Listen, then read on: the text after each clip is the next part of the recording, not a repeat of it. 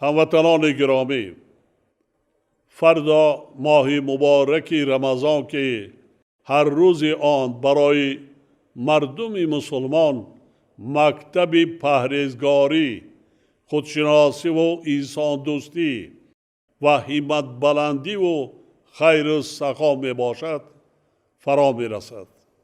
به این مناسبت همه شما را صمیمانه تبریک گفته به خاندانتان سلامتی، فیض و برکت و رزق و روزی فراوان می‌خواهم.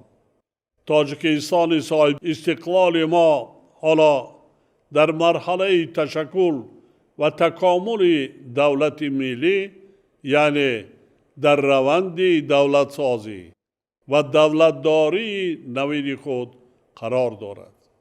مسلم است که در روند دولت سازی و دولتداری ارزش‌های اخلاقی و اعتقادی نقش مهم می‌بازند.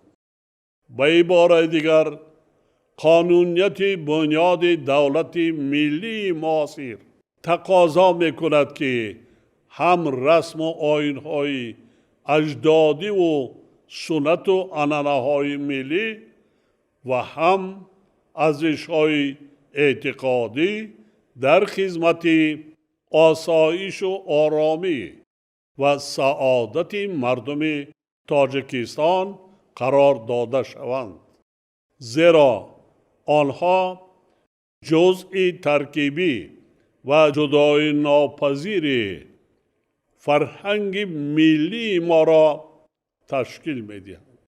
ما باید همیشه شکرانه کنیم که ماه مبارک رمضان را در شرایط امن و آسایش استقبال می‌گیریم و در فضای آزاد اعتقادی زندگی می‌کنیم.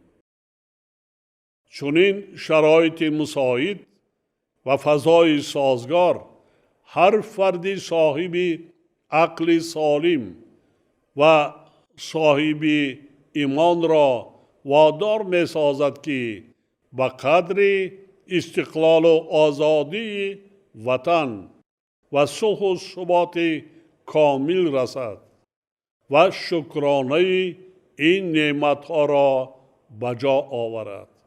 همدیاران ارجمند، در حدیث‌های پیغمبر اسلام حضرت محمد ماه رمضان همچون ایام خیر و سخاوت، رحمت و مغفرت، آمرزش گناه‌ها و اجابت دعاها تاکید شده است.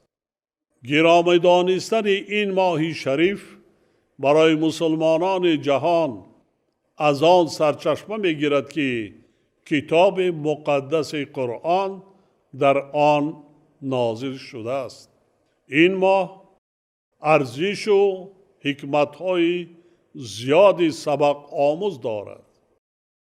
یکی از آنها پرهیزگاری و پاکی، غلبه بر نفس و خودداری کردن از بدی و زشتکاری می باشد. پرهیزگاری در اصل ماهیت عالی انسان دوستی دارد، زیرا زندگی کردن با رزق پاکیزه، مروت و از روی توان و امکان کمک کردن به نیازمندان، انجام دادن دیگر عملهای خیر و ثواب و دهها ارزش نیک اخلاقی در این ماه شریف برای روزه‌داران حتمی شماریده می شود. باز نمودن در سخاوت و همت نه به خاطر دریافت مرتبه و شهرت میان اهل جامعه، بلکه به خاطر رضای خداوند از خصلت‌های دیگری این ماه مبارک می باشد. شخصی که در این ماه یک عمل نیک یا یک کار خیر و ثواب را انجام می‌دهد، مانند کسی است که 70 عمل فرضی را در غیر این ماه انجام داده است. صدقه به یتیمان و معیوبان، عائله‌های بی‌سرابان و کم‌بضاعت و دیگر نیازمندان یکی از عملهای خیر می باشد که ثواب بیشتری انجام دادن آن محض در ماه شریف رمضان تاکید شده است. در این بابت پیامبر اسلام فرمودند بهترین و با ارزشترین صدقه آن است که در ماه رمضان انجام گیرد. حکمت صدقه از نظر اجتماعی همراز و همنوای جامعه در غم و سعادت آن بودن است. از این رو در این ماه مبارک به یتیمان و معیوبان، محتاجان و درماندگان، عائله‌های کم‌بضاعت و شخصان بی‌سرابان دست یاری دراز کردن در آبادی کشور و حل مشکلات اجتماعی مردم سهم گذاشتن بسیار مهم می باشد. مثلا بنیاد و تعمیر مؤسسه‌های طبی، مکتب و کودکستان‌ها، راه و پل‌ها، آب برآوردن به محل زیست همدیاران یا آباد کردن منزل زیست عائله‌های کم‌بضاعت و محتاج نسبت به هر عملی تعصب آمیز ارزش زیاد معنوی و اجتماعی و منفعت و ثواب بیشتر دارد. فراموش نباید کرد که ماه رمضان ماه امتحان نه فقط نیروی جسمانی، صبر و تمکین و پرهیز از غذا، بلکه آزمایش روح و روان و پاکیزگی نیت و عمل انسان نیز می باشد. ما باید همیشه و خصوصا در ماه شریف رمضان با یکدیگر دست یاری دراز کنیم و خصلت‌های نیک انسانی را رعایت نماییم. دیگر از فضیلت‌های بزرگ این ماه از آن عبارت است که شخص مسلمان باید از خراجات بی موقع و اسرافکاری که باعث مشکلی در روزگار خود او می گردد خودداری نماید. زیرا دایر به اسرافکاری در سوره اعراف قرآن مجید آمده است بخورید و بنوشید و اسراف نکنید، زیرا خداوند اسرافکاران را دوست نمی دارد. هموطنان عزیز، ماه شریف رمضان امسال با آغاز فصل بهار و موسم کشت و کار راست می آید. بهار فصل زنده شوی طبیعت و آغاز زحمت سازنده می باشد. دین مبین اسلام انسانها را همیشه با زحمت کشی، کسب و کار و سعی و تلاش برای رزق و روزی دعوت میکند.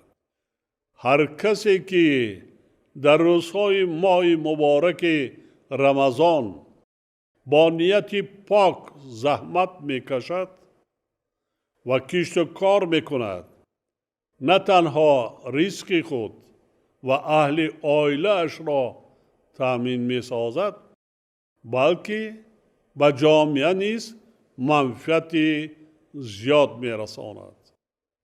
همچنین ما را ضرور است که زبان پاکیزه و معامله نیک با همسایه ها، رحم و شفقت به دردمندان، غمخواری و مهربانی به کلانسالان، حسن معاشرت با اهل خاندان و نزدیکان و پیوندان، مروت با دوستان و همکاران، جوان مردی و عالی همتی و قدرشناسی را رفتار و کردار همه روزه زندگی خود قرار دهیم.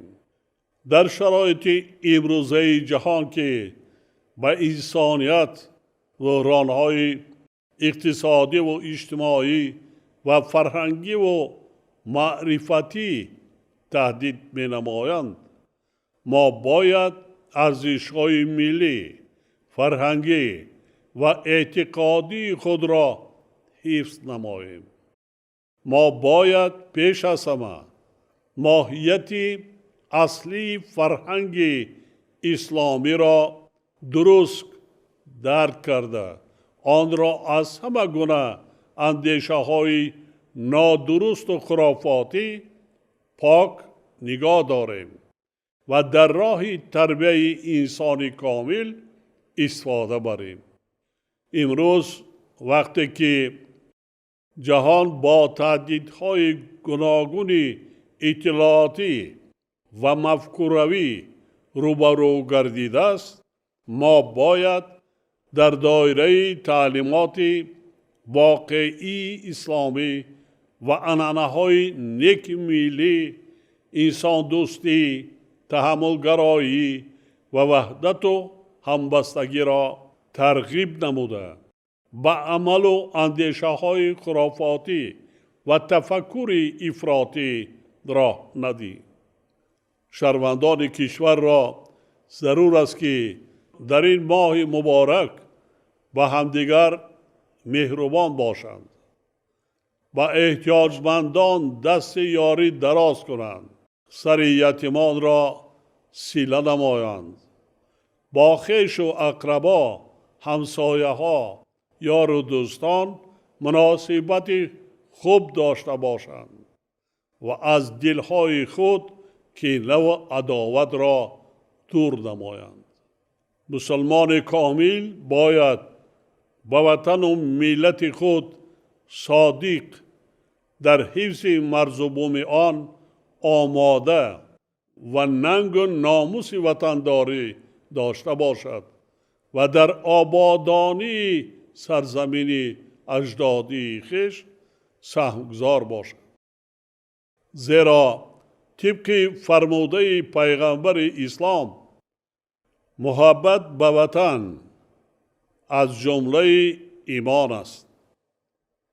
در آغاز این ماه مبارک با مردم شریف تاجیکستان پیش از همه سلامتی، صلح و آرامی، ایمان کامل، خوشبختی و نیکروزی و در کار و زندگی هر فردی جامعه برار و کامیابی ها آرزو می نمایم.